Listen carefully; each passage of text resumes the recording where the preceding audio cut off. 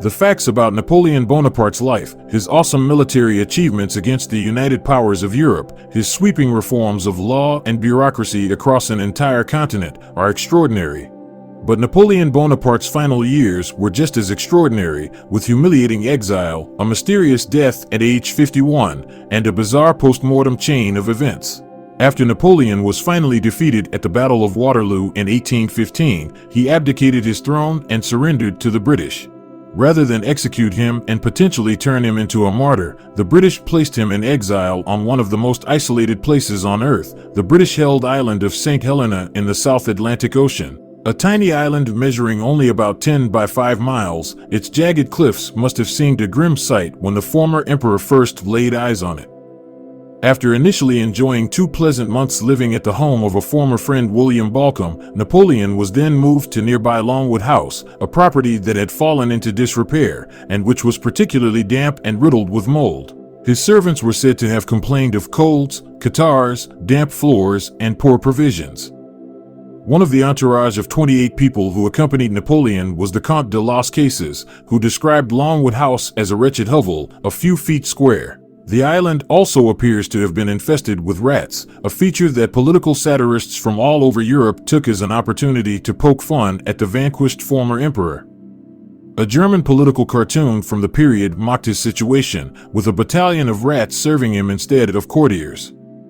A French cartoon showed the former emperor sleeping in a tent while rats on the shore plot a rebellion. The caption read, "Not even the rats want him. It would only get worse."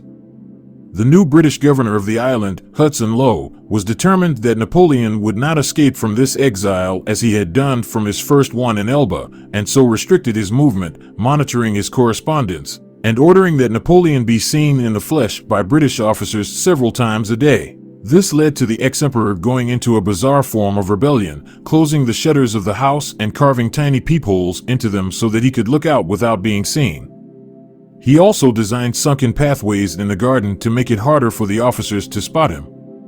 And despite Lowe's orders that gifts were not permitted if they made mention of Napoleon's imperial status, the former emperor continued to preserve royal protocol, with men in military dress and women in bejeweled gowns. He also took up a few pastimes. He dictated his memoirs, wrote a book on Julius Caesar, studied English, and played cards.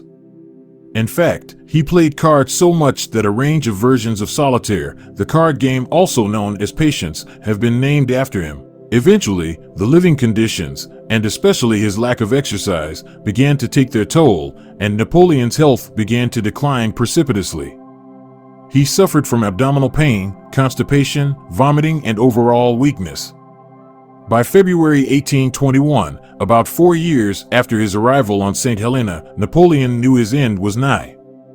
He reconciled with the Catholic Church after a most tumultuous relationship, which had included at one point kidnapping the Pope, and made his confession and took the final sacraments. On May 5, 1821, he passed away at age 51. Shortly after Napoleon died, an autopsy was carried out by his physician Francesco Antimarchi. During this procedure, his heart and intestines were removed and put into sealed vessels, a standard treatment for the bodies of monarchs. However, Antimarchi also cut off Napoleon's penis. No one knows why. It was then smuggled out of the island by his chaplain and would end up being bought and sold over the years by various parties, eventually ending up on display in 1927 at New York City's Museum of French Art, where Time magazine compared it to a maltreated strip of buckskin shoelace. An inglorious end for one who had in a matter of years managed to conquer almost all of Europe. So what killed Old Boney, as the English like to call him? That has been the matter of historical debate and medical science for the last 200 years. Antimarchi said it was stomach cancer.